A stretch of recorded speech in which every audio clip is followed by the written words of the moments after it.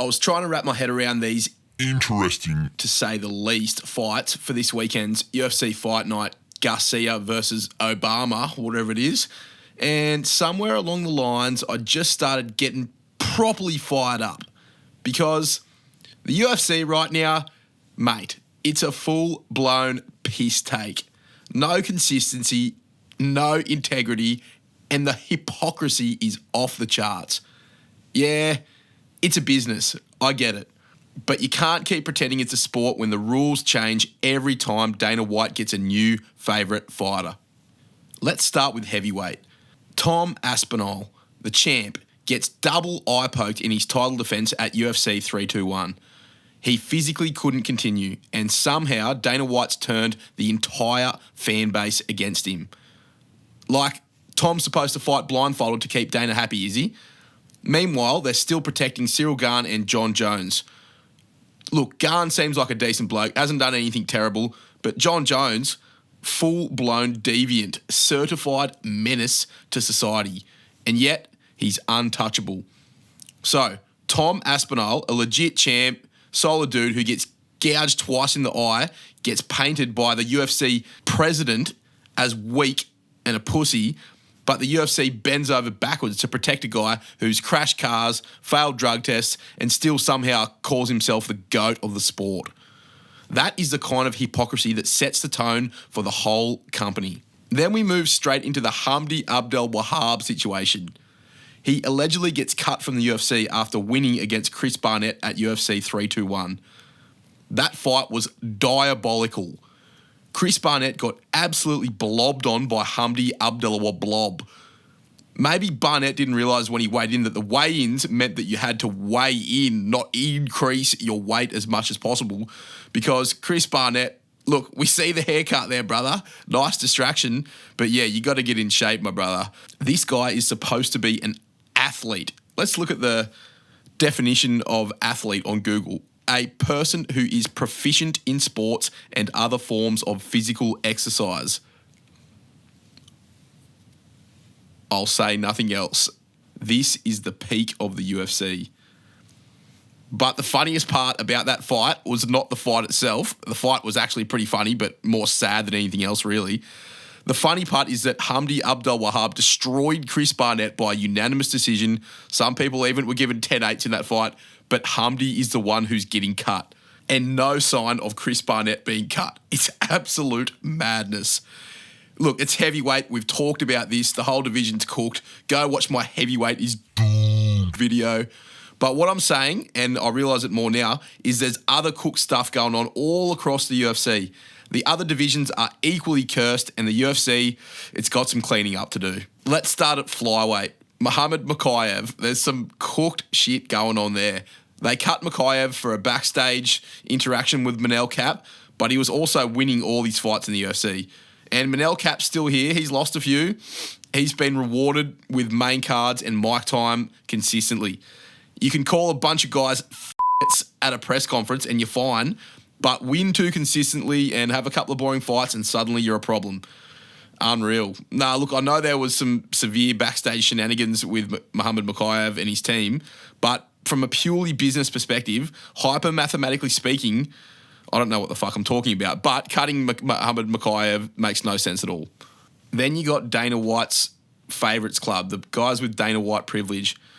At middleweight and up, it's everywhere. It's very rampant throughout the UFC from middleweight and up. Adesanya loses fights, gets instant rebound title fights. Khamzat Chimaev misses weight by 10 pounds, ruins a whole event, still protected like he's an endangered species. Alex Pereira got a completely Mickey Mouse run up to his title fight, but now that he wants to move up and fight up at heavyweight, Dana says no. But Wei Lee, Ilya and Islam, they move up whenever they want and Dana froths it. Pick a lane, Dana. Keep that same energy, my brother. Anyway, now let's talk about the roulette of a roster. The hiring and firing logic of the UFC is completely cooked. Danny Barlow, gone. Andre Muniz, gone. Azat Maxim, gone. Muhammad Mokaev, gone. Chris Barnett, still here. Tony Ferguson, you had 8 straight losses before they finally pulled the plug. Tai Tuivasa, Rafael Sequeira, Gerald Meerschaert, Colby Covington, those guys are all still here. Chris Gutierrez keeps getting snoozes. The Basharat bros still can't bash a rat. Jalton Almeida just hugs legs for 25 minutes, and these guys are all still safe. Torres Finney, genuine terrorist of the sport, still here somehow.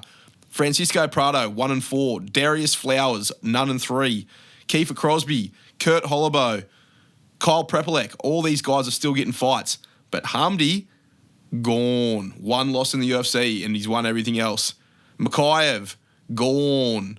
So I don't know, maybe Hamdy did something wild backstage, but what I think he did was he pulled down Chris Barnett's pants mid-fight, and Dana didn't like seeing those cheeks live on ESPN, so who knows. Derek Lewis, he drops his shorts on live TV, and it's iconic, and Dana laps it up. Hamdy wins a fight and gets fired. The hypocrisy is insane. And was Hamdy's performance really that much more worse than half of the unranked WMMA slop they keep throwing at us? Or those 15-minute staring contests at bantamweight and featherweight that we keep seeing? They pretend they're policing quality, but they'll let Charles Radke drop F-bombs on the mic, Manel Cap melt down at the press conference, Connor show up drunk, Bisping rolls in late to commentary, Cyril Gane forgets his cup. Like, it's all over the shop. Where's the standards? And don't even get me started on the weight miss circus. Losine Keita gets cut for missing weight on debut. Azat Maxim misses and gets cut. But Kelvin Gastelum misses by 5 pounds against Dustin Stoltzfus.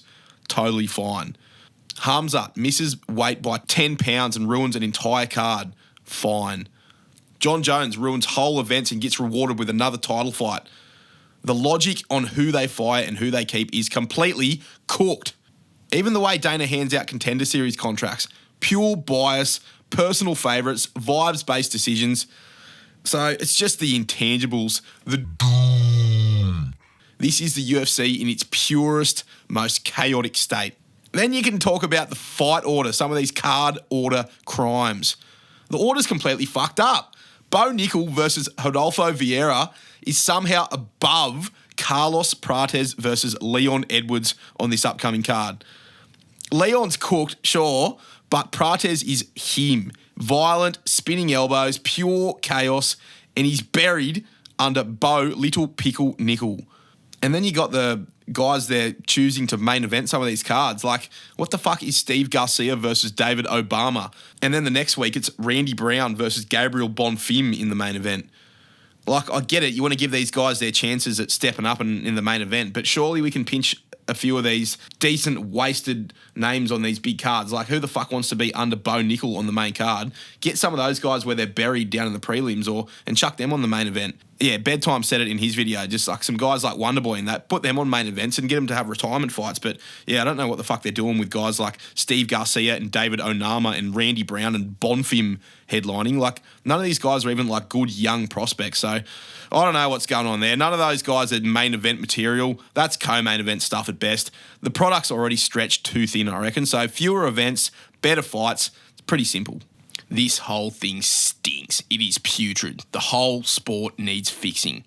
We've got weight cutting still destroying fighters, guys dehydrating themselves into oblivion, fainting backstage, getting concussed by the scale before the actual fight.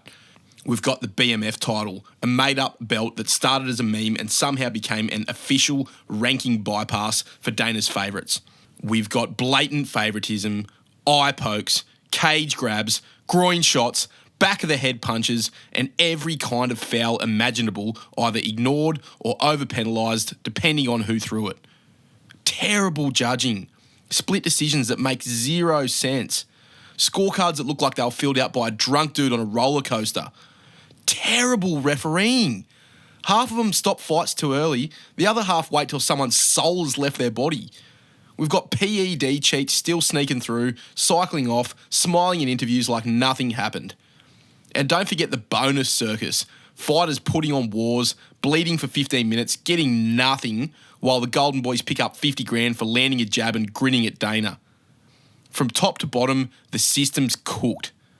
Pay structure, rules, oversight, accountability. It's all one big dog and pony show. And that's why I'm here. The oracle of doom of MMA. This is the Punch Ons Creed. Call out the horse shit the UFC tries to get away with, keep the fan base awake, and protect the sport from rotting under the chaos. Buckle up, boys, because the UFC's got some explaining to do, and I'm not going to stop until I have my answers. So if you're keen to follow along and join the ride, hit that like button, subscribe to the channel. I'll see you on the next one. Punch on.